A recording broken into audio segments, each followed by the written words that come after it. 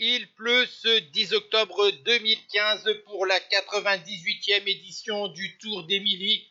200 km au programme entre Bologne et le circuit final autour de San Luca. Tout d'abord, l'échappée matinale s'est constituée avec deux coureurs, un français Bido, un italien Frapporti.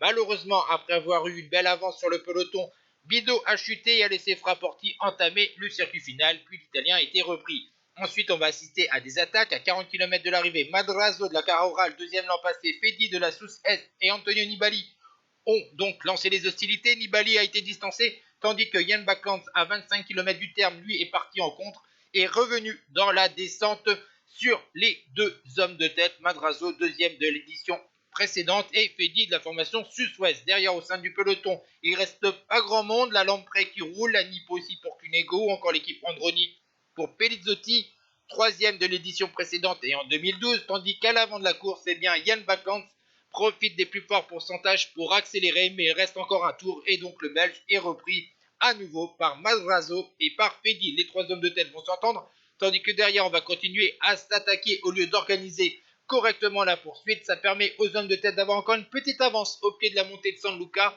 On peut espérer remporter la course devant. Alors Jan Backlands profite des plus forts pourcentages dans le dernier kilomètre pour distancer ses deux compagnons d'échappée comme lors du tour précédent, mais cette fois-ci le Belge est bien le plus fort. Il va donc décrocher une nouvelle victoire 8 jours après avoir remporté le Tour du Piémont. C'est la 5e victoire professionnelle pour le Belge de 29 ans. Derrière, on voit donc les deux derniers coureurs pour les places de deuxième avec Fedi et troisième pour Madrazo, tandis que vous voyez le reste du top 10. Ciao tout le monde.